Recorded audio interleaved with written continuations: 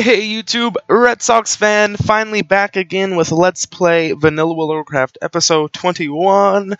And I know I apologize profusely that my last episode, I just checked last night after someone posted a comment, that my last episode was posted June 21st-ish. And I'm like, holy fuck, it's already like August 25th. How the hell has it been a month and I haven't posted a new episode, other than the Resto Druid Cataclysm video, which was something I did for fun, and then the update videos, and I posted two of them actually. One of them was pretty old, it was like 3 weeks old, and so I posted a new one, because a lot of stuff has been happening in life, you know, stuff like that can happen, and so I just wanted to update you guys on what's been going on. But anyway, in this episode, I don't want it to be too long. I don't have much time because I want to get home and hang out with my family before I go back to Irvine. But I'm going to be doing the quest Weapons of Choice, and now this quest, I'm only doing this quest, and I know it's orange, but I think I can handle it, because I will get the reward for it. It's either the Everglow Lantern, which is a really good offhand, plus 3 spirit, and then you can use it to heal yourself or a target for 135 to 165 health, so that's really good for mages or warlocks. Because shamans already have heals, so it's not that useful. But the cooldown, I'm assuming, is either 5 or 10 minutes, so it's pretty high up there. But what I'm going to be getting is the Demolition Hammer, which is a two-handed mace, finally. Get rid of this damn staff. With plus 9 strength. It's insane. And it does 17.6 damage per second, and it's 2.3 speed, as opposed to 2.8. So I'll be attacking faster for more damage, and I'll get that plus 9 boost. And I think my for 1 minute. Oh, okay, and this one lasts 2 minutes. Okay, so this already had expired. And so what we need to kill for Razormane Backstabbers are these Razormane Stalkers. And so I will try and aggro one now. Sweet. Alright, so where I am specifically, where I'm located at, is, well, this has Blackthorn Ridge, so I guess I'm in Blackthorn Ridge. Whoops. But specifically, what I did, I was in Crossroads when I logged in, and so I flew to Camp T, and I just ran all the way down with my Ghost Wolf, and so I'm here, and I'm sure the other mobs I'll have to kill are probably somewhere in near Razorfin Crawl. Razorfin Downs, I was going to say near here, but I don't think so, because, whoa, Razorfin Downs, no, I didn't drop, is for, I believe, upper 30s, so I don't think it's going to be located there. So the mobs that you have to kill, I'm just going to go and aggro with Flame Shock. The mobs you have to kill for this quest, to get the Razormane Backstabber, you need to kill the Stalkers, which are these fools right here. For the wand, we need to kill these Seers, which I only see one in sight, which is not a good sign. And then for the War Shield, there's actually a second one right there. We need to kill Razormane War Frenzies. I didn't drop one either. That's no good. I'll go lesser. Knack. Who the hell is Knack? Well, he is a rare, apparently, because he's not an elite, so there's that. Something I want to mention really quick too is something funny that never happened to me before. When I tried to log in, I got put in a queue, and I was like, what the hell's going on? I didn't know Emerald Dream was this popular. I guess what I've been playing on non-peak hours, because I believe this is a primarily European server, and so it'd be like maybe 8 or 9 hours ahead of my time zone. And so, yeah, but that doesn't really make any sense, does it? Well, it does, I guess. It's about noon here, and so when I was putting Q, that means it's about 21 o'clock. Woo! Which, for all you Americans that don't know metric time or military time, that translates back to what, 9 o'clock here? Yeah, just 9 hours forward. So I don't know if I don't think that's peak time over in Europe. It might be. So I don't know. All I know is I was put in a queue of I was about 300th place in queue, 300th place in line for the queue, and it took about 15 minutes. I would say, give or take a few. So I was just online surfing the web, and I would occasionally check back, and I would be up a few spots. But it's not too bad of a wait. But I really wanted to go ahead and get this video out here, because I know it's been such a long time before I've had a video. Since I've had a video, not before. So I'm gonna drink up really quick, and I'll take on this Knack character. So, a few things to talk about, I guess, myself, if I want to be a little conceited. I'm going to class in UC Irvine. I went there last year, and I was still making videos, I believe. But this is during summer session. It's only 5 weeks instead of 10 weeks the quarter, so I only have about 2 more weeks to go. I think September 11th is my last final. So no big deal. Once I get out of there, you know what I think I'm gonna do? I really was thinking about resubbing to WoW, because the new patch comes out. What is this guy doing? Oh, he's just gonna let me lightning bolt him to death. The new patch 5.4 comes out, Siege of Orgrimmar. I only have an 85. I don't have a 90 yet, because I'd never played Mists of Pandaria. But I'm really seriously considering whether I should resub, because I really want to level to 90 and take down Garrosh Hellscream. I'd also have to level up, which would be sort of a challenge, I guess, within a 2-week time frame. Oh fuck, don't attack me. Oh, where's my Stoneclaw? Yeah, fuck off. Alright, I'm just gonna peace out really quick and wait for this guy to de-aggro for me. Sweet. Alright, so I've been going to college. I've been working at my mom's job. Well, I only worked there for about 3 weeks, as like a janitor type of situation, and it was an okay job. It wasn't too challenging, honestly. If I'm gonna be honest right now, I got paid for 40 plus hours a week. Normally just 40. Oh shit, this guy's level 24, man. But I normally, on a normal week, I probably only did like 30 hours of work, because the person who I was, the person whose job it was, he was going on vacation, and he's like a 70-year-old man. Sweet, got me my wand. Okay, so one more. I need to kill some more frenzies. I don't know where they are at. They're probably over here. He's like a 72-year-old man, and so I'm assuming he takes his time with his job, and so when I did it, I know I'm like a rambunctious. Oh, Knack, he was part of this quest. All right, I'll talk about it in a second. I mean, you know, I'm this energetic 19-year-old kid. I clean like a motherfucker, and I get the job done. And then it's like, I get the job done. Normally what would take him like 3 hours would probably take me like an hour or half an hour. And then I'd just be there sitting in his office. I'm like, okay, well, what am I going to do now? Because I don't have anything else to do. So I'm just sitting waiting for like lunch, or I go up and hang out with my mom. So that was that. Oh, here's Cuz. So we need to kill him for Betrayal from Within 2. I didn't even know there was a second quest. I guess I can get 2 quests done. Come over here, you fucker.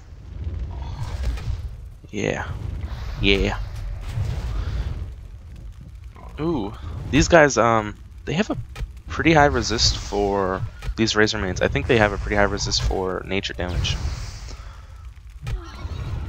Frost damage. Nature damage. Oh, that's a separate. Oh, okay. I was thinking Frost should be nature, should be inclusive, but because Frost mages, they have their own category. Fire has its own category. The only nature damage is Lightning Bolt, Earth Shock, and I believe Storm Strike might be. Whoa, whoa, whoa, whoa, whoa. Oh, okay, he dropped it because of Skull. It didn't show up here. But so these 2 quests, apparently, Weapons of Choice and Betrayal from Within, can be done simultaneously. Betrayal from Within, I'm assuming, just gives awesome experience, or else why the fuck would you do it? Now let's see here.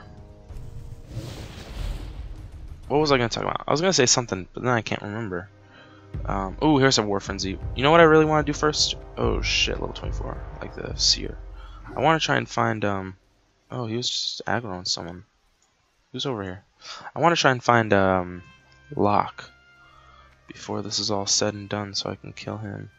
Ah, you know what? He's probably up here on this hill. You know what? I bet that's where he is. Let me try and read this quest. One is a spellcaster, a tracker, and their leader, the one called Orcbane. That might be Locke.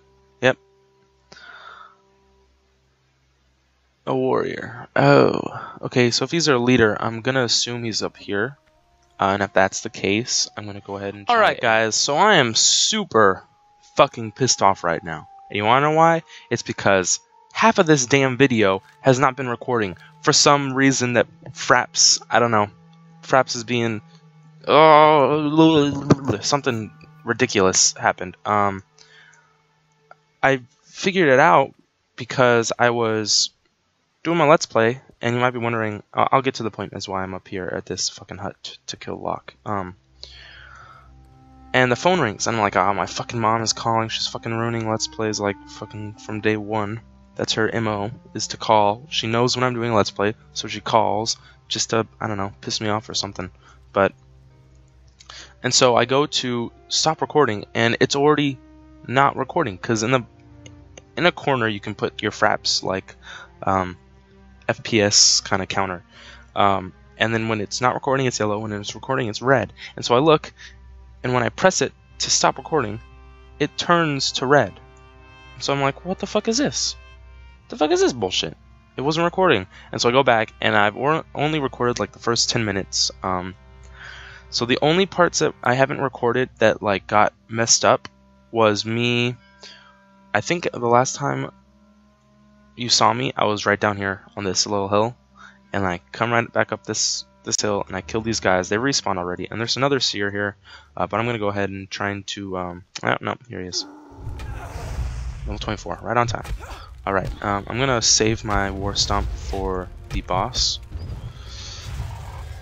So let's see here. He's gonna be summoning his healing ward. Fucking attack if. God, jeez, it's fucking. Ah, die already.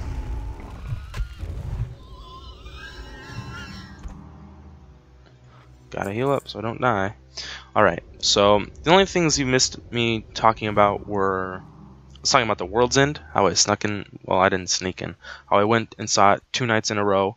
And if you guys don't know what that movie is, look up Edgar Wright, because he is a brilliant filmmaker. He's done Shaun of the Dead and Hot Fuzz. That's part of the Cornetto, the Blood and Ice Cream trilogy.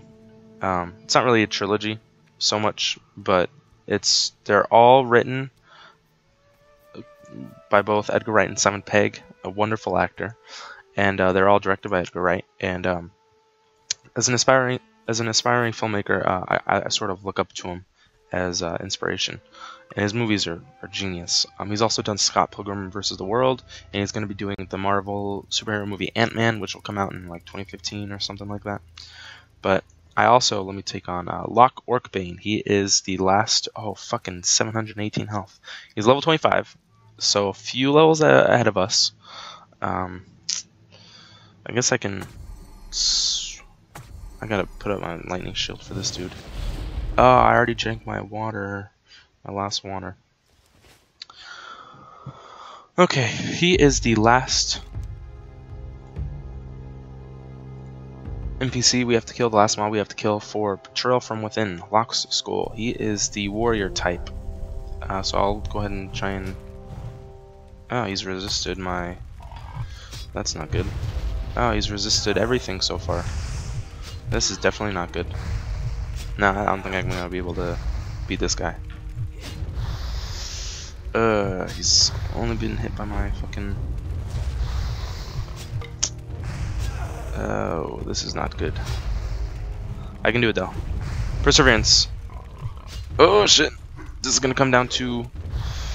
what is this gonna come down to? I don't know. This is gonna come down to if I can hit him with my spells, then I will win. I will kill him, and if I can't... Oh, hell yeah. Sweet. Alright, so I got Locke's School.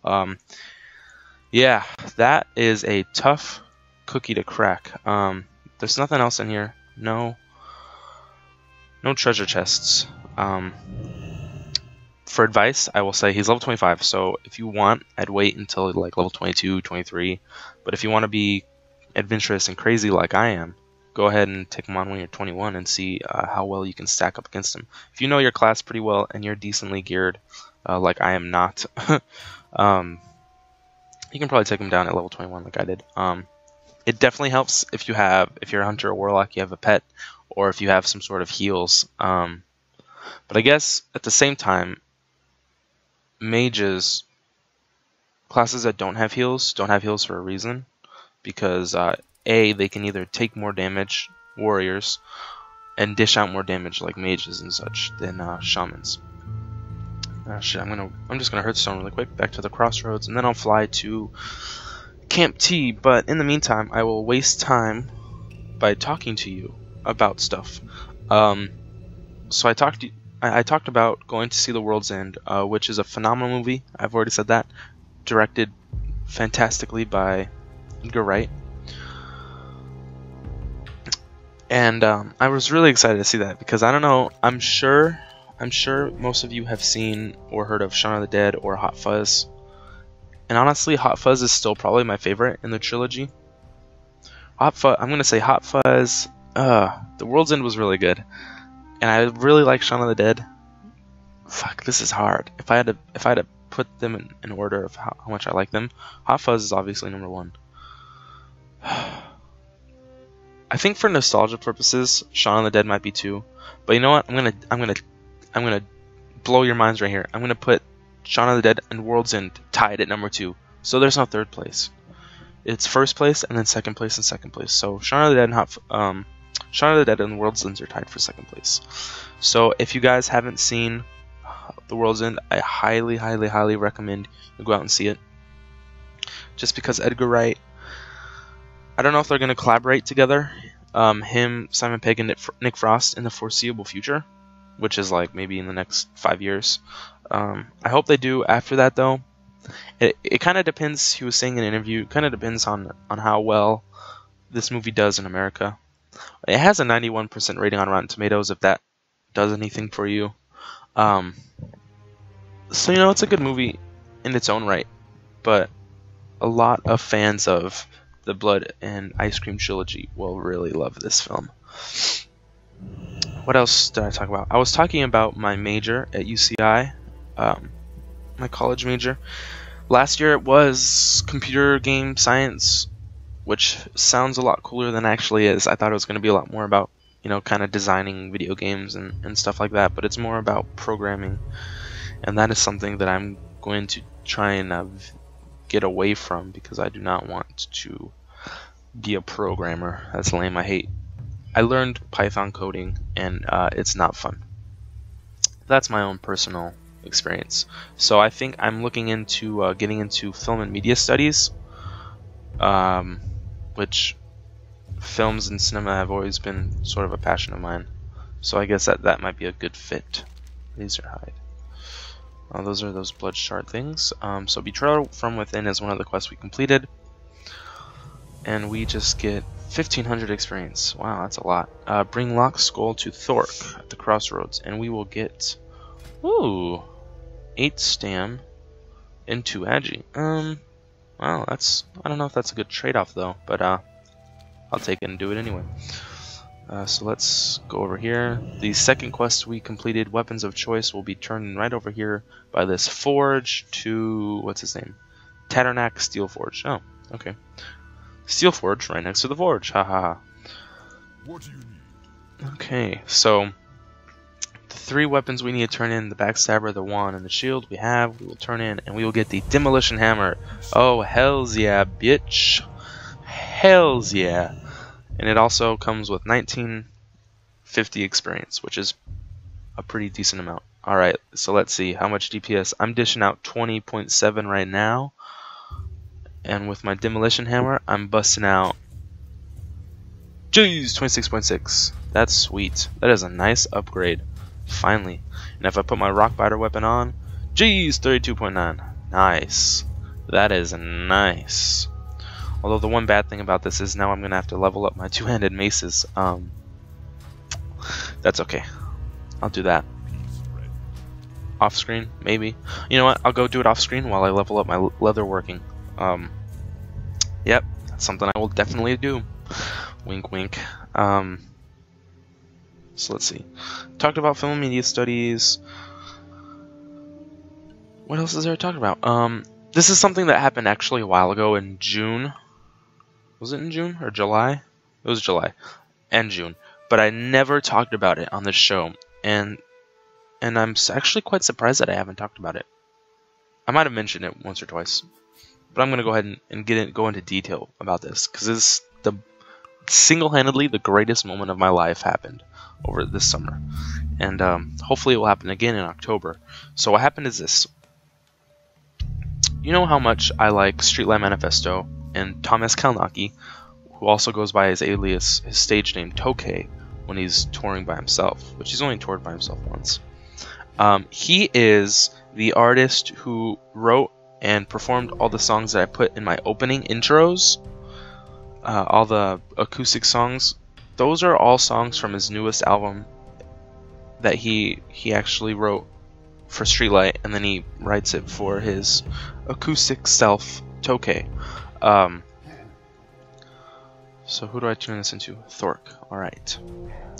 So his name is Thomas Kalnaki. He's the frontman guitarist for Streetlight Manifesto, and he also does his own acoustic little solo project, Tokay. And so all the songs I'm putting in the intro vids are Tokay songs, but only like little 9-second clips. I actually link all the full songs. I link to a YouTube video that is the full Tokay album for the newest,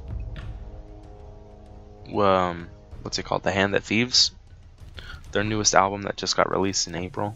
I'll take this Drymoss Tunic, thank you very much. And with that, we are done with this episode. But I guess I will go ahead and talk some more about Tokay and my magical time this summer. So this summer is Streetlight Manifesto's very last tour ever for the foreseeable future. Because they have been touring nonstop for the past 10 years, and I've seen them, I think, for the past, like, I don't know, 4 or 5 years, at least twice a year, because they're my favorite band of all time, and they always will be. I don't think any other band can come along and take their spot from my heart. They're just a wonderful band, and after the show, I've met them all. I've met most of them before the show and got pictures with them and autographs. I've actually met all of them before this tour. But Thomas Kalnaki has always somehow been evasive on the fact of meeting his fans, signing autographs, taking pictures. I don't know why. It's just his personality. He doesn't like being put up like on a pedestal sort of and signing autographs because he thinks it makes him higher than his fans or some odd reason that he doesn't want to meet us. And so this tour, he finally announced, oh shit, oh okay, that's 100%, that he was going to come out after the shows and talk with fans and sign autographs. And so I got to meet him. I got my picture taken with him. It's been my Facebook profile picture, and it probably always will be for forever. Well, not forever, but until I get another picture with him. No, I'm just kidding. But yeah, so I got to meet him, got his autograph, and it was just so magical. And it was even more amazing the fact that he remembered who I was, because I went in 2011. I went to see him in Los Angeles during his Tokay tour, his acoustic campfire tour. So he just played Streetlight songs, but acoustically, because he basically he writes and composes every Streetlight song. He is a he's a fucking genius. I don't know how he does it. Every part, the trumpets, the drums, the guitars. And so on his tour, he was like, okay, what song should I play to the audience? And everyone was shouting out songs, and me being me, I raised my hand. Like, I don't know fucking why I did that, but I was like, oh, I'll be the polite one here and raise my hand while everyone else is, you know, shouting out songs. Everyone's like fucking point counterpoint, or failing flailing, or I don't know, some other song. And I just raised my hand, and he's like, you Goggles, because I have glasses. He was like, you Goggles, and I was like, ooh, he called me Goggles. It was like a little nickname, and I was like, It's a Wonderful Life, and that's a song he wrote and performed with his like very first band, well, second band. I won't go into much detail. It's a fucking amazing song, and he played it for me. And after the song, he was like, "I'm sorry for calling you goggles. I just I can really see you." So I mean, he like apologized if it was like kind of a rude insult, you know. But I was like, "Oh no, don't worry, dude. That's a fucking awesome nickname coming from you." I don't know. I was fucking high on life right there because he called me goggles and he played "It's a Wonderful Life" for me. And he even said he was like, "Okay, but I'm having trouble remembering the chorus, so when it comes time, I'm gonna need your help with that." And I was like, "Oh shit, dude!"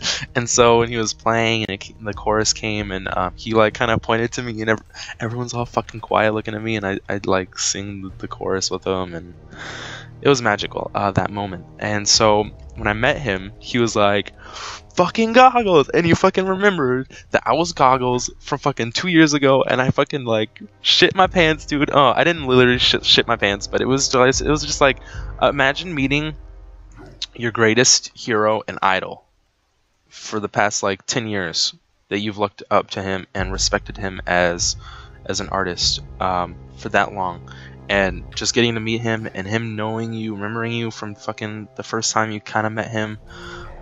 It was incredible. I can't really put it into words how amazing it was. Yeah, so I think I've talked enough about my meeting with Thomas Kalnaki. I hope there's enough action in this video for you. I did take down a lot of Razor mains. We finished 2 quests that were above our level range, I'd say. Weapons of Choice and Betrayal from Within. If you're level 21, if you're any other class, I would say kind of tread lightly with that quest, because of a lot of the mobs are 24 or 25, and so they're kind of hard to take down if you don't have any heals or if you don't do enough damage output. This quest is going to be pretty difficult for you. But if you're looking for a nice two-handed weapon with good stats, this fucking Demolition Hammer, man, +9 strength, that's insane. It's two-handed mace. So I'm super pumped that I finally got a good weapon for enhancement shamans. 55%, so I'm already halfway to level 22. That's pretty sweet. The next episode, I really think it's gonna be. I know I've been saying for the past like 3 episodes, oh, this next episode is gonna be the Wailing Caverns video. But now that I have this weapon, I think I can do a lot better damage as a DPS role. I'm definitely not gonna be healer, because fuck that, I don't want to heal. Wailing Caverns, that's ridiculous, especially not as a healing spec. So I'm gonna try and find a Wailing Caverns DPS spot, and hopefully episode 22 will be Wailing Caverns, and if not, just be on the lookout for the next episode. It might be next week is probably when. I'm free Wednesdays and Fridays, but Friday I'm probably gonna be driving home for the weekend. So if you don't see an episode Wednesday, look for it next weekend. And that's all I have to say, guys. I hope you've enjoyed this video, and I hope you enjoyed me telling about the magical experience of meeting Thomas Kalnaki. So until next time, guys, stay classy and peace out.